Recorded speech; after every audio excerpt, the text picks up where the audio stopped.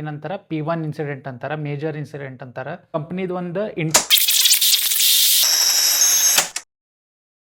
IT ಆಗಲಿ cyber security ಆಗಲಿ government job ಹಂಗೆ ಮೊನೋಟಾನಸ್ ಇರಂಗಿಲ್ಲ.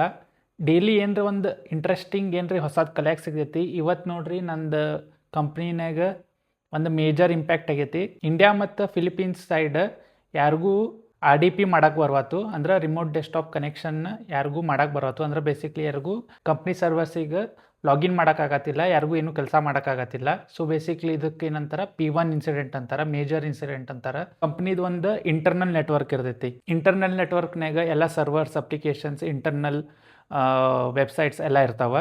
ಎಲ್ಲರೂ ಎಂಪ್ಲಾಯೀಸ್ ಹೊರಗಿಂದ ಎಕ್ಸೆಸ್ ಮಾಡ್ಬೇಕಂದ್ರೆ ಒಂದು VPN ಕನೆಕ್ಷನ್ ಆಗುತ್ತೆ. VPN ಕನೆಕ್ಷನ್ ಇತ್ತಂದ್ರೆ ನಮ್ದು ವರ್ಕ್ ಸ್ಟೇಷನಿಂದ ನಾವು ಇಂಟರ್ನಲ್ ನೆಟ್ವರ್ಕಿಗೆ ಕನೆಕ್ಟ್ ಆಗ್ಬೋದು, ಒಳಗಿಂದೆಲ್ಲ ಸರ್ವರ್ಸಿಗೆ ಕನೆಕ್ಟ್ ಆಗಿ ಕೆಲಸ ಮಾಡ್ಬೋದು. ಆ VPN ಫೇಲ್ ಆಗತ್ತಿತ್ತಂದ್ರೆ ನಮ್ಗೆ ಇಂಟರ್ನಲ್ ನೆಟ್ವರ್ಕಿಗೆ ಕನೆಕ್ಷನ್ ಸಿಗಂಗಿಲ್ಲ, ನಮ್ಗೇನು ಕೆಲಸ ಮಾಡೋಕ್ಕೂ ಆಗಂಗಿಲ್ಲ. ಅದೇ ಇಶ್ಯೂ ನಡೆದೈತಿ ಈಗ. ಸೊ ಇದು ಇನ್ಸಿಡೆಂಟ್ ನೆಟ್ವರ್ಕ್ ಟೀಮಿಗೆ ಹೋಗುತ್ತೆ. ಅವ್ರು ನೋಡ್ತಾರೆ ಎದಕ್ಕೆ VPN ಫೇಲ್ ಆಗತ್ತೈತೆ ಅಂಥೇಳಿ ಅವ್ರು ಹ್ಯಾಂಡಲ್ ಮಾಡ್ತಾರೆ.